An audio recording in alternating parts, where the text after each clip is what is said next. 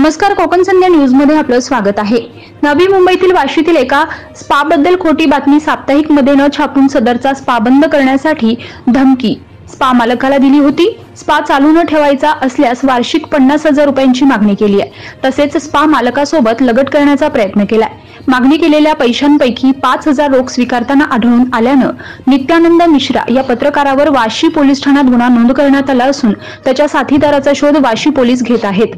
वाशी परिसरातील अवंतरा स्पा बाबत खोटी न बातमी एका साप्ताहिकात छापून त्याबद्दलचे फोटो स्पा मालकाला मोबाईलवर पाठवून सदरचा स्पा बंद करण्याची धमकी नित्यानंद मिश्रा यांनी मालकाला दिली होती। जर स्पा सुरू ठेवायचा असेल तर वार्षिक 50,000 रुपयांची जबरदस्तीची मागणी आरोपी नित्यानंद याने केली होती। त्यापैकी 15 मे रोजी मालवण तडका या हॉटेलजवळ 10,000 रुपये रोख नित्यानंद यांनी घेतले आणि स्पा बघण्याच्या पाहण्यानं स्पा मालकासोबत शारीरिक जवळीक करण्याचा प्रयत्न केला होता।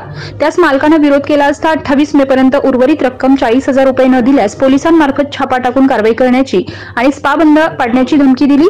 25 मे रोजी उर्वरित रकमेपैकी 5,000 रुपये रक्कम स्वीकारताना नित्यानंद मिश्रा हा आढळून आल्यानं आरोपी नित्यानंद मिश्रा यास वाशी पोलिसांनी अटक केली असून त्याचा साथीदार महेंद्र तिवारी याचा वाशी पोलीस शोध घेत आहेत। याबाबत पोलिसांकडून अधिक तपास सुरू आहे।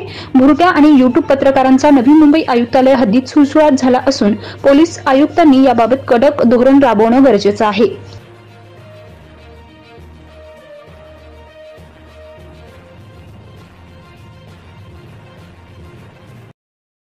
पनवेल, नवी मुंबई आणि रायगड जिल्ह्यातील ताज्या बातम्या आणि नवीन घडामोडी पाहण्यासाठी सबस्क्राइब करा कोकण संध्या न्यूज चॅनल आणि दाबा बेल आयकॉन।